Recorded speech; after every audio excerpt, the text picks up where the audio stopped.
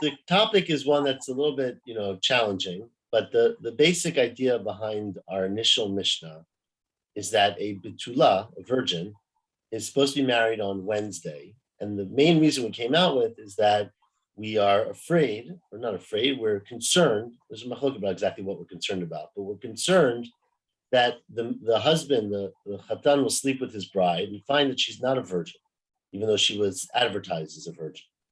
And then the question is, why is she not a virgin? We really want him to go to Beit Din to discuss that. Right? There are many possible reasons that she might not be a virgin.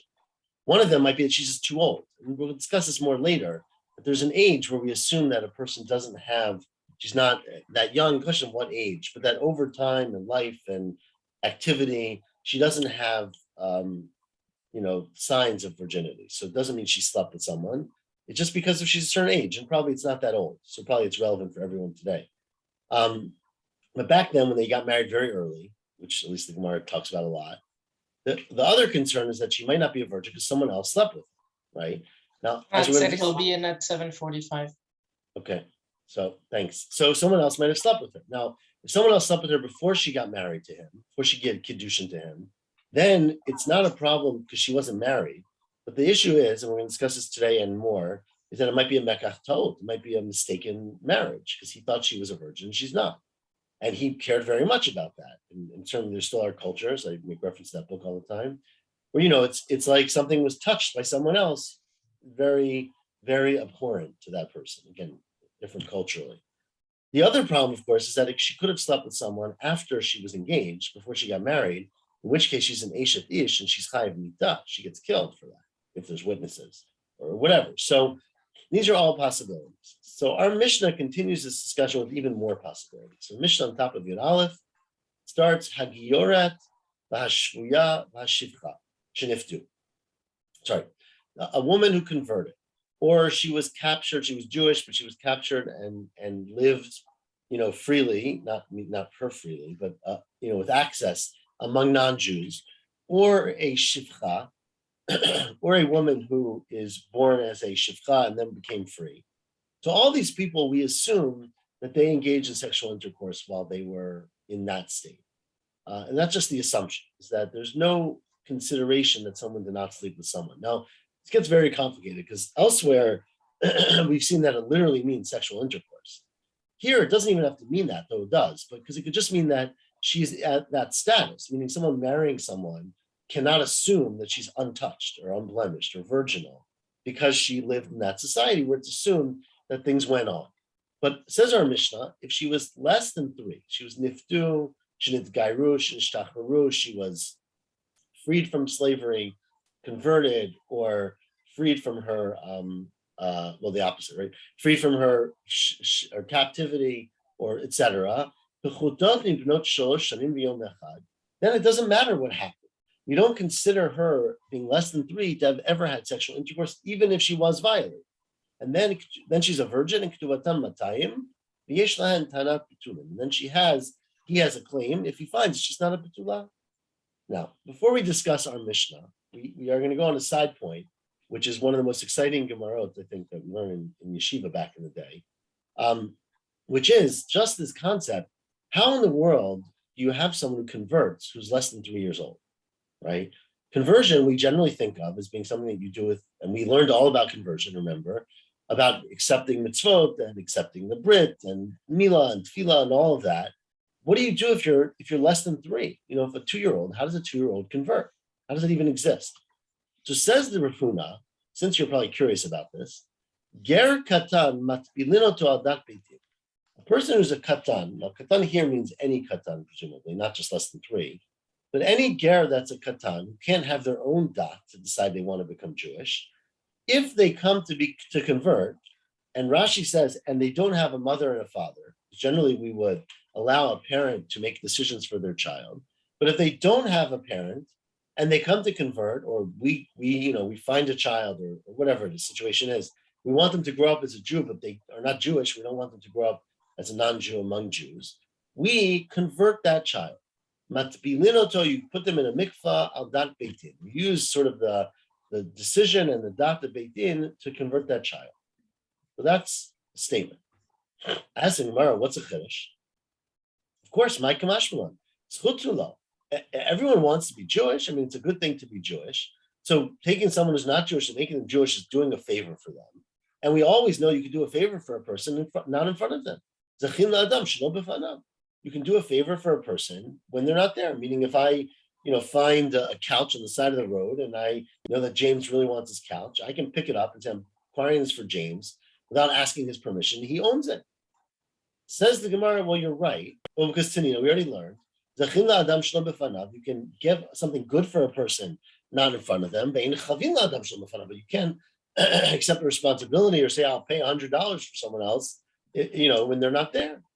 So what's the chiddush? Will that katan have to reconvert later on? No. Well, let's keep running. Gemara's going to discuss it, but no. The answer is no, they will not. They're totally Jewish. It's as if they converted when they were an adult. Says the Gemara, well, Mao de Tema, I would have thought that maybe this isn't such a big favor for him. That maybe a non-Jew wants to remain non-Jewish. Oved kochavim behefker nichale. They enjoy the freedom. Rashi says freedom essentially always refers to sexual freedom. That they want to be able to be in any relationship or sleep with whoever, or do whatever. Being Jewish puts a lot of responsibility on them. The Hakay Milan, because we've established the Eved Vaday behefker nichale, that an Eved is usually thought to want to remain an Eved because they want to be in a status where they can have free sex, essentially, not necessarily free, but more expanded. So Kimash Milana, what's the chiddush then? Hani mili gadol. That's true about an adult who's non-Jewish. The ta'am tam the isura. They've already had the experience. They enjoyed it. They don't want to give it up. Aval katan, a child, especially a very minor child, any child, zchutulo. In fact, it's a zchut for that person. They've never been sort of poisoned and exposed to what it means to not have limits on your sexual expression. And so for that child, it's a zchut in order to become Jewish. And so that's the chiddush, is that you can be megayer a child, even who's less than 3 or less than 12, even without their decision, doing it for them. Okay, so that's the statement. Again, we could stop there and talk for days about this. It has huge practical implications today. Huge, right? About converting kids. This whole last question of Tom D'Isur, what age is that? Right? Is Tom D'Isur 13, like I said, or is it younger? Right? There's a kid's capable of sexual awareness at an age earlier than that. And then, of course, the question about the parents, and then questions about it says matbilin or tovel. What about brit milah? Do we do brit milah? Is that a zchut for a person? Is it not a zchut? Do people want to get a brit milah? So these questions are very, very relevant. They come up every time someone necessarily adopts a child or something like that. Like, these questions are very, very important, right? Again, in those cases, there's a father and a mother usually. That's complicated, but there's probably a father and a mother, and that has those implications. So that's what Rav Huna said. Now, says the Gemara today, we are... Eli, wouldn't it, in the case of the Mishnah, if we're thinking that any Gior over 3 has already had sex, then wouldn't you apply the same to this case? Like, wouldn't we have to be talking about a kid under 3? You wouldn't, because you would say that they don't necessarily know what that is, right? If they don't have the understanding and the desire and the appreciation, right? So the fact that it happened to them doesn't necessarily change that. The question is, what's that age? Okay. So let's prove that Rav Huna is correct from our Mishnah, because our Mishnah says Hagiyoret, Hashriya, Shifcha, all these people, including a convert, a woman who's a convert, right? She converted less than 3 years old. Now, how in the world did someone less than 3 years old convert? She didn't make that decision herself. My love, dat beitin. It must be where they were matbil the person of dat beitin, right? So beitin came and said, we want to convert this person. Again, why? Might be because they're living among Jews or whatever the reason is. It says we're low. That it's not necessarily the case in our Mishnah, because there's another possibility.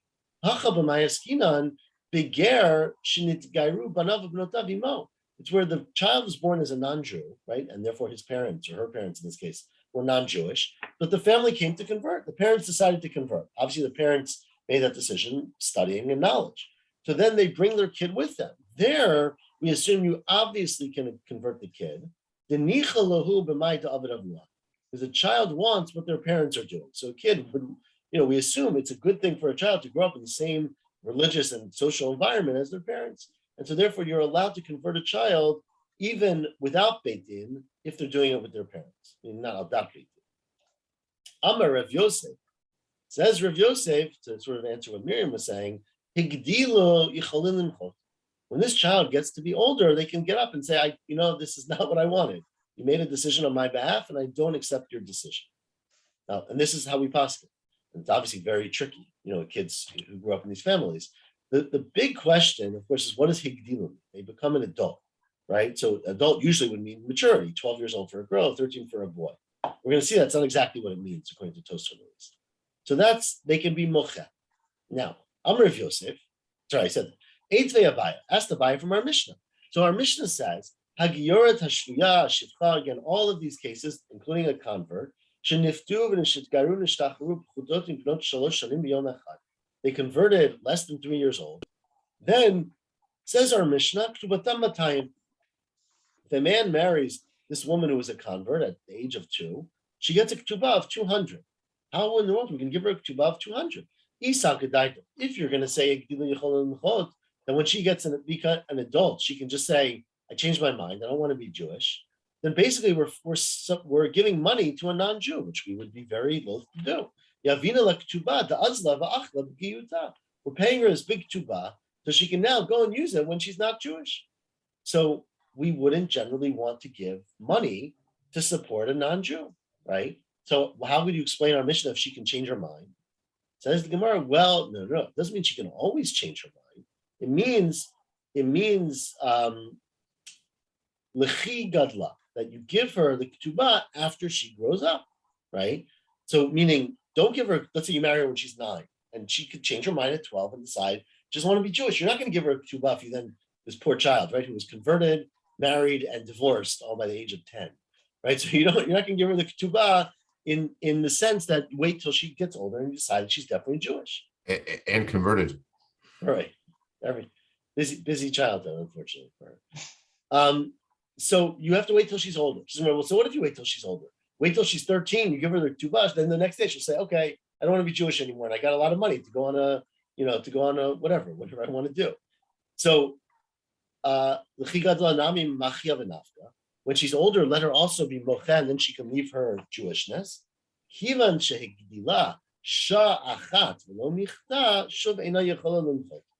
Once she has been old enough to deny her Judaism, and she hasn't, then she's Jewish. Then it's not like you can any time in your life say, I take it back, I don't want to be Jewish. You get a window. And the window is as soon as she's an adult and she's aware of what's going on, she can be mocha. But after that point, she can no longer be mocha. Again, practically speaking, huge discussions about what does that window mean? What if she didn't know she was converted, right? What if her parents never told her? Then I don't want to posket anything. These are very practical questions in rare circumstances.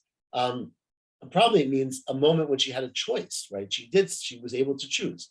Or some understand it means a moment where she acted out on her Jewishness, right? So she did a behavior after she was of age and knew she was a convert, which demonstrated that she wants to still be part of the Jewish people. She's a mitzvah, whatever it may be. So again, these are very, very practical questions. So that's what we're saying. If she was an adult and she was not mocha, she can't be mocha. And that's when you give her a ketubah. Mativ Rav asked from a very similar case. It says later, we're going to have Elo Narot Yesh Lem Knas. Right? The Torah says that if a man rapes a woman who's a betulah, he has to pay a knas to her father, 50 shekel, right? So the Mishnah says, even if the woman's a mamzeret, abba mamzeret, al nitina, are people you can't necessarily marry, al kutit, al giyoret, al shvuya, al shifcha, all the same cases, shenifdu, v'shengairush, shtacharu, they were freed, all those cases you assume she's a virgin and a betulah, and yesh lahem knas, you have to pay a knas. I don't understand. Let's say a person rapes a convert who's 10, he pays her a knas, but when she becomes an adult, she can say, I'm not Jewish anymore. If you could say that when she becomes older, she can be mocha and say, I don't want to be Jewish anymore, then you're giving her money. She's going to use this money as a non-Jew. And again, we really don't want to give our money to support her behavior as a non-Jew. Says, well, you're right. That's again the chigadla. you only pay the knas once she's an adult and you're established that she's going to remain Jewish. Even when she's an adult, why can she say, I don't want to be Jewish and leave? So the same answer, once she's an adult and time has passed and she hasn't rejected her Judaism, she can no longer reject it. So same exact answer. Why do we have two cases, one by marriage and ketubah, and one by a knas for rape? Says the Gemara, we needed both cases. Abaya, or they disagreed. Abaya lo Amar Karava, because Abaya said by knas, you would have, it doesn't matter, right? So what if she's not going to be Jewish? The guy is being punished because of what he did. So he's going to be punished whether she's been raised Jewish or not. We don't want this guy who did an inappropriate act, who slept with her forcefully, raped her, to benefit from the fact that she's not going to become remain Jewish. So maybe you pay the knas no matter what. And Rav Amar Kabaya, because ketubah, remember the whole reason that we give a ketubah is we don't want a person to divorce a woman, his wife, for no reason. We want to make it harder. And so even if she's going to turn out not to be Jewish, we still have the same rationale. And so it's conceivable that each one disagrees with the other one. Okay? Doesn't the fine go to the father anyway? The fine does go to the father. Obviously, the question here if she's a convert, who the father is, right? Oh, well, if the father is Jewish, then you don't have an issue. If she doesn't have a father because she's converted by herself, then it goes to Beit Din. No, Beit Din will eventually give it to her. But saying if she's a convert, she doesn't have a father, right? By definition. Even if she's converted with the family. Right. So very complicated questions, right? Remember, we always say Gershon is Gayer Katan Shnolad. So in some ways, but then this question of, do you said Shiva for the father? Right? All these questions have come up. I'm sure everyone. So anyways, but the knas does go eventually to her, even if it's not a father. And we'll discuss that. We'll get into knas. It's actually our third parak. It's all about knas. So we'll get there. Continues the Mishnah, Hagadol Shaba'a Ktana. Now, we get to further cases. Again, I think the introduction I gave before everyone else joined is that, it's very complicated in the question of what exactly is defined by Betulah. Because, the simplest meaning, which is not correct or not complete, is that a Betulah is like a physical thing. Either she's virgin or she's not a virgin. But as we've seen, a person who slept with someone or was, taken advantage of, obviously she didn't choose it, less than 3, or other cases can remain a Betulah. So there's certain activities that we don't consider to be sexual, meaning they came pre-sexual, right? Our Mishnah deals with a sort of in-between case, which is what if, remember we discussed in Sechanida and elsewhere many times, that we only consider an act of sex to be an act if the child, the man is 9 or older, and the woman is 3 or older. Before that age, in each respective case, it's not considered to be an act of intercourse, meaning for this purpose. So we'll do this for any halacha purpose. But continues the Mishnah, let's say a gadol. Now, gadol here means above that age. So a man older than 9 and a girl older than 3, a boy and a girl. So a gadol shaba'a ktana, right? He's a regular age. She's less than 3 in this case. That's what ktana means. Or a katan shaba'a gdola, or a boy who's a katan, meaning he's less than 9, who slept with a woman who's a gdola. Again, gdola means above 3, but it can mean any age. She could be 20. But a katan who's ba'al gdola. Or, now this is very, very interesting, the Gemara is going to discuss this at length, a mukat eitz, a woman who has been penetrated by a piece of wood. She got into an accident and she was penetrated. So she's essentially not a betula from that standpoint, but she never slept with a person. So in all those cases, ketubatan matayim, divrei Rabbi Meir. Says Rabbi Meir, in all those cases, she's not a betula, right? She doesn't have betulim. She was penetrated, but her ketubah is 200 because it wasn't an act of sexual intercourse. It was either through an inanimate object or it was through a kid who couldn't have that act. So in all those cases, says Rameir, she still gets a ketubah of 200. And the Chachamim say, wait a second, the last one we disagree about. Mukat eitz, ketubata mana. A woman who was penetrated by a piece of wood, she only gets a ketubah of 100 like a woman who was previously married. Continues the Mishnah, again, we're going to discuss this at length. Continues the Mishnah, betula, a woman who's a betula, but she's also an almana, grusha v'chalutza min hanisuin, right? So she actually not only had erusin like the last Mishnah, she had nisuin, but her husband died, or or divorced her, or the brother did chalitza before they consummated the marriage, right? This is very, very tricky because how do you know that? So one explanation is that you watched, she died, dropped dead under the chuppah. But the others might be that she told you. But anyways, it's after Nisu'in. Says the Mishnah, Ketubatan Mana, even though, this is probably the implication, even though we believe her that in fact she did not sleep with her husband, the fact that she was married changes what you pay in the ketubah. So it's another factor here. Ketubah, when we say betula, again, in this case, she's literally a betula, but she's been previously married. And since she's been previously married, she's less valuable in the sense of the ketubah. And it continues the Mishnah on top of Amabet, Ein lahen tana betulim. But then when the man, whatever, second husband sleeps with her and says, I found she wasn't a virgin, there's no claim because you cannot have assumed she was a virgin because you only committed to 100 mana in the ketubah. And the corollary of our previous Mishnah, Hagioret, Hashvuya, Vashivcha, all these people who were exposed to non-Jews or non-Jewish, Sheniftu, Shenitgaru, Shenishtacharu, Yiterot, Abanot Shalosh Shalom Yom Echad, if they were above 3 years old when they converted or were captured or freed as a slave, then all of them Ketubatam Mana, you only commit to Ketubah Mana, even if she promises and swears, I'm a virgin, I never slept with anyone. The Ketubah is a Mana, and Ein Lahem Tana Betulim. And even if she swears, I never slept with anyone, and he says, okay, and he marries her and she's not a Betulah, right? He can't say, oh, you're not a Betulah, because that was not, he had to assume she was not going to be one. There's no Tanat Betulim. Says the Gemara on top of the dot, right? The Gemara. Amar Yehuda Merav, Katana Bala Gdola. If you have a katan, remember, katan is a male who's less than 9, who sleeps with a woman who is of age to have intercourse. Again, it could be 3 or older, but it could be any age. So a katan who's ba'al gdola, as'a mukat eitz, essentially he's converted her into a mukat eitz, meaning, even though we don't consider that to be an act of intercourse, right? And just to be clear, if she was an adult, she wouldn't be chayav for sleeping with him, because it's not an act of, like, she was an Eishadish, and he's 8 years old. It's not an act of bia, right? But the fact is that he did sleep with her. He did presumably penetrate her. And so essentially it's as if an inanimate object, like a piece of wood, penetrated her. And so she becomes a mukat eitz. Now that's what Rav Yehuda said in the name of Rav. Ki amrita kamei de Shmuel, when Rav Yehuda said this over in front of Shmuel, remember Rav Yehuda was a student of both Rav and Shmuel. When he said this over in front of Shmuel, Amar, Shmuel said, you're wrong, or Rav is wrong, right? Ein mukat eitz bebasar. You don't become a mukat eitz from flesh, from a person. You only become mukat eitz from an inanimate object.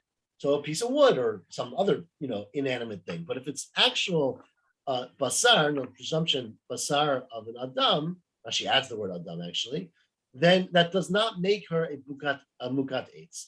And so she doesn't fit that category. So she's an in-between category where she's not a bu'ula, well, she is a bu'ula. Someone slept with her, so she's not a virgin, she's not a betula, but she's not considered a mukat eitz.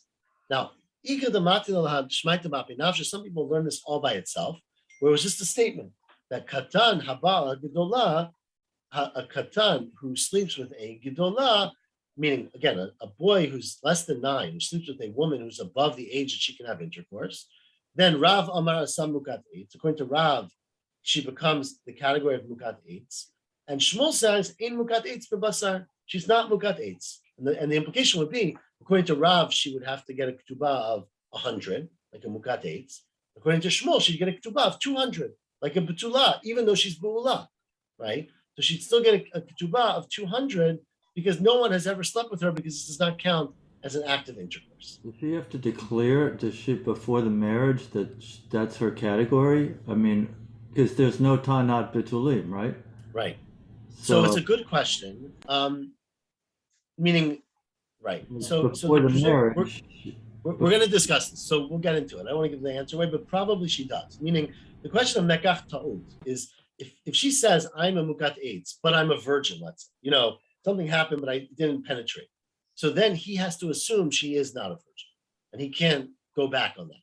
But if she didn't even tell him, then it might be a mekach ta'ud, or probably is a mekach ta'ud. Well, we're going to discuss this. There's a lot of discussion about these things. Don't go far. So it says in our, let me ask a question from our Mishnah. Mativ Rav Hoshaya. It says in our Mishnah Gadol sheba al ktana, right? Again, you have a boy who's of age to have intercourse, who sleeps with a girl who's not. Or the opposite, katan habal gedola, right? So a child who's a boy who's not able, who's less than 9, sleeps with a gedola. Or mugat eitz. Remember, our mission now has 3 cases.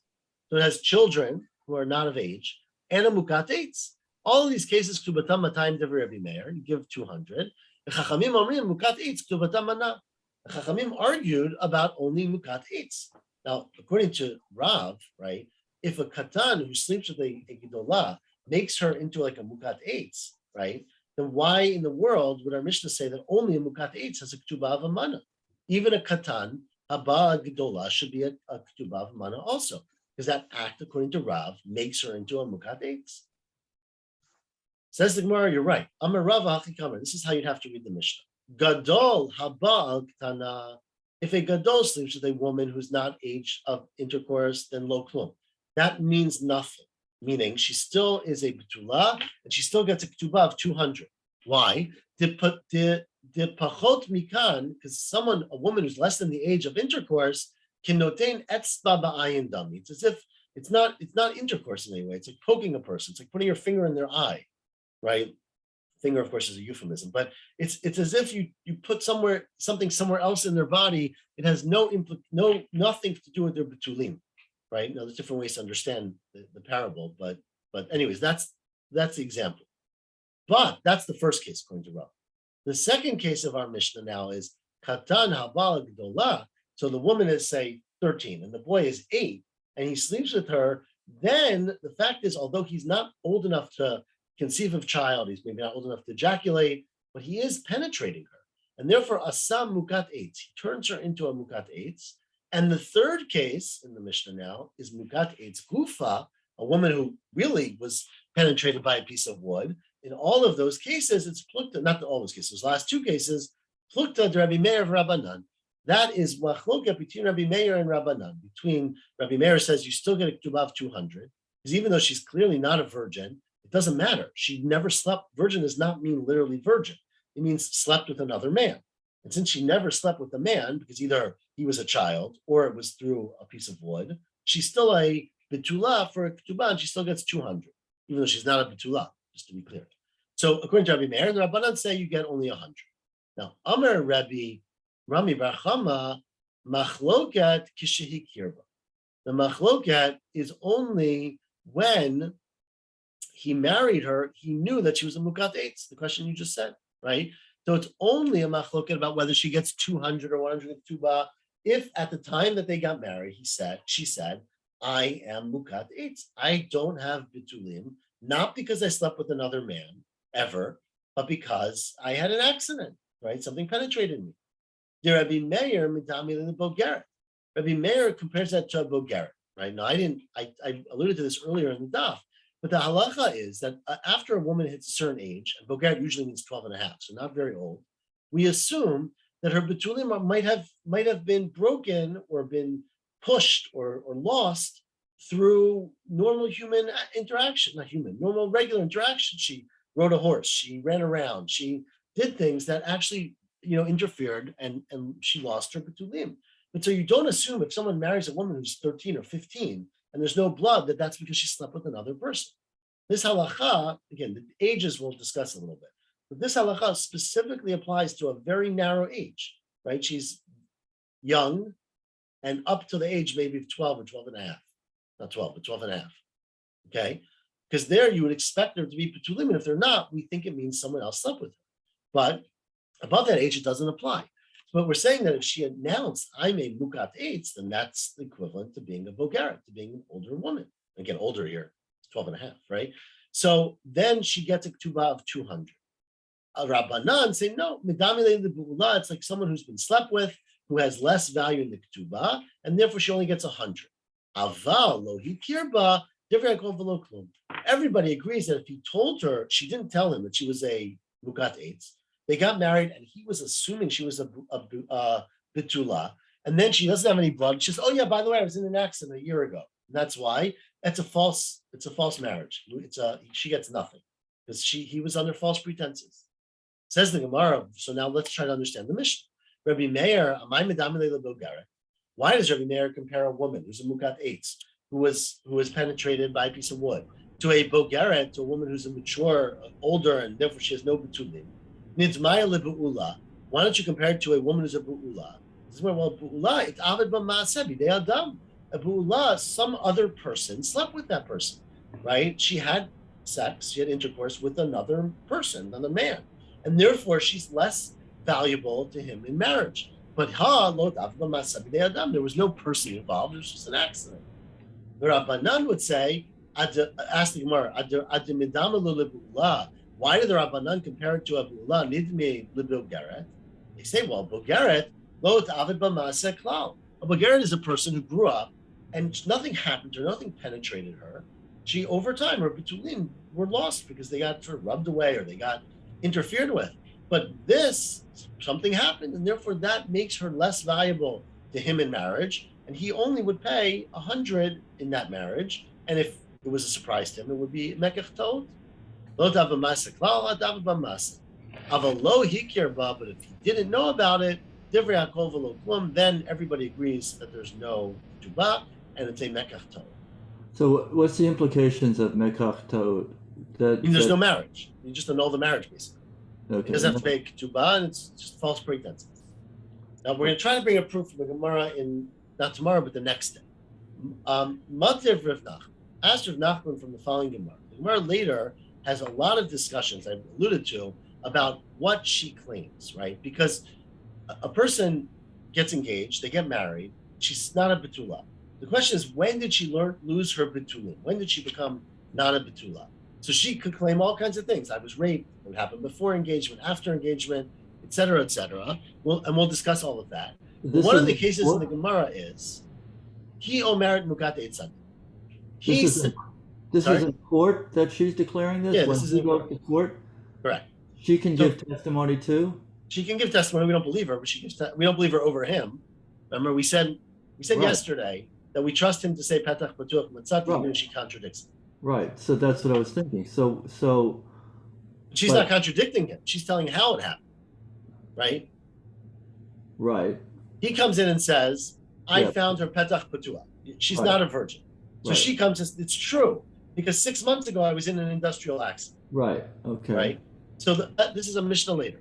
He omeret mukat eitzadi. She says, I am not a virgin because I was penetrated by a piece of wood. And who omer? He says, no. I don't think that's the case. Lo kiel drusat ish, she was slept with by a man. Now, how he knows, we're going to discuss all of this later, okay?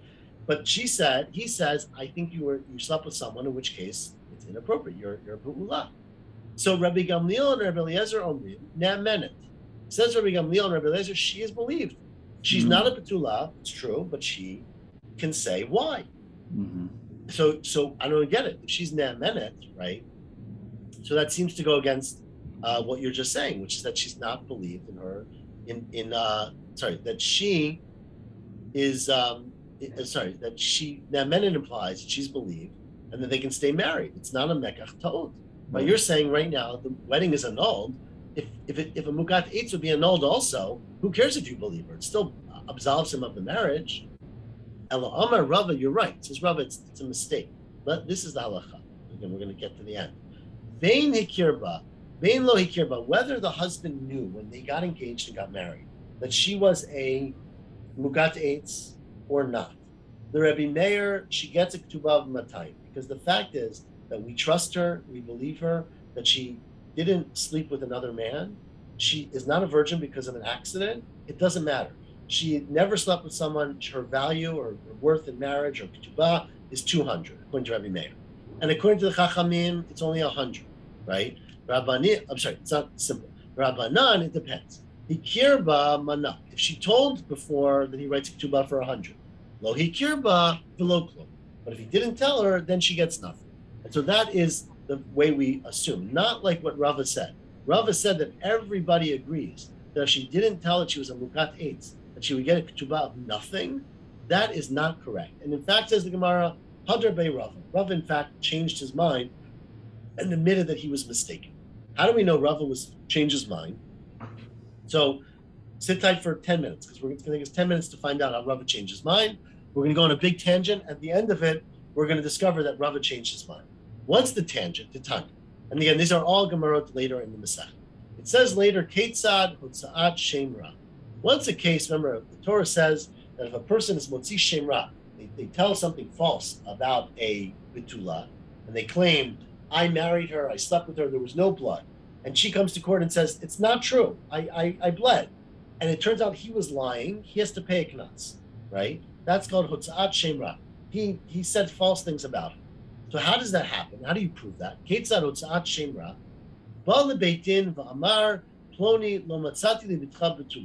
A guy comes to Beit Din and says, I married someone's daughter and I didn't find that she was a virgin. So, says the Mishnah later, if there are witnesses that she was mizaneh while she was married to him, then yesh la ketubah mana. She gets a ketubah of 100. Where's going to doesn't make any sense. What? Right? So she gets a ketubah of 100. What right? If she had got engaged to him, and then there were witnesses that she slept with another man, she's an Asia dish, she gets killed. So what do you mean she gets a ketubah of 100? You don't pay a woman a ketubah when you're killing her. No, this is not what we mean. We mean if there are witnesses that she slept with another man while she was engaged to him, then biskila, then she gets killed. If there's witnesses that zinta me'ikara, that she slept with another man before she was engaged, right? So she got engaged in April. She gets married, I don't know, in July. There's no betulim, but witnesses come and say, we know she had an affair. We watched it in January before she even got engaged. That's not an isser, right? I mean, it's not recommended, but there's no prohibition of a woman who's not married to sleep with a man who's not asur to her. But that's why she's not a betula, because she was already slept with another man. In that case, yesh la ketubah mana. So she's a be'ula, he has to pay her 100 in her ketubah. And Amar Rabbi of Chia bar Avin Amar Rav Sheshet, on that Gemara, Rabbi Chia bar Avin said the name of Rav Sheshet, Zot Omeret, this is the proof that kansa b'cheskat betula. If a man marries a woman convinced, because she told him maybe, or well, that's a little complicated, but because he's convinced that she's a betula, v'nimsa be'ula, and then she can prove that it's not because she was mizaneh when she was married to him already, it's because it happened before, it happened 10 years ago, then yesh la ketubah mana. It's not, you don't say it's a mekach ta'od. You don't say it was a mistaken marriage. You just say the ketubah is a lower value. She gets a ketubah of 100. Okay? So that's what Reb Chia bar Avin said. Then Rav Nachman asked a question from the following bright. Mativ Rav Nachman, it says, Hanoseyat ishav lamatzala betulim. A man marries a woman and he finds that she's not a virgin. Okay? This is a Mishnah tomorrow, I think, or 2 days. He omeret, now she says, it's true, I'm not a virgin. But I was a virgin when we got engaged. And what happened was that after I got engaged to you, I was raped. She says, Mish'arastani nenastani. Right? After you did a risat, after I became engaged to you, I was raped. And it's essentially your property, your field was flooded. Meaning, like a woman who's married, who gets raped, she doesn't have to, she doesn't lose anything. It's not her fault that she was not a betula. So she says, I was a betula, but I got raped. Who Omar? And he says, no, I don't believe that at all. I believe that you were sleeping around. I think it happened before I got engaged to you. I knew you since you were engaged. It never happened. And you shouldn't have any ketubah. Now, so this is the question, because this Mishnah implies that if a man marries a woman on condition she's a betula and finds out she's not a betula and it happened before they got married, it's a false sale, and she gets no ketubah. So again, we're seeing contradictions. Do you get a ketubah of 100 or not? So this implies that you don't get anything. So that was the question that Rav Nachman asked on Rav Chia bar Avin. And Rav Chia bar Avin answered him. I'm Rav Chia bar Avin. 1 second. Efsher Rav Amra. B'chol gedolei adar yatvi. Ki Rav Sheshet la'ashmaiti. Listen, I quoted Rav Sheshet. I didn't just hear Rav Sheshet say it by himself. He was sitting in front of Rav Amra and all of the great gedolei hadar. And he said the statement, B'kashlu v'shani. They had a question and they answered the following thing. My mekach ta'ot nami, when it says it's a mekach ta'ot, it doesn't mean that there's no marriage. It means mimatayim. It means that the 200 was a mistake. The commitment that he made in the Ketubot to pay 200 in case of divorce, that was a mistake because he did that on condition that she was a Betula. It turned out that she's not a Betula. So then that's a false sale. Not that the marriage is annulled, but that he doesn't have to pay 200, but he does have to pay 100. Of a mana itlay. She does have a mana. And you're telling me, you're telling me she doesn't have anything? And Rava said, 1 second. That's not a good answer. Mandika motiv, Rav Nachman, who asked the question, Shapar motiv. He asked a good question because the words mekach ta'ut imply ligamri mashma. They imply that you are completely absolved. It's a false sale, not it's a partially false thing.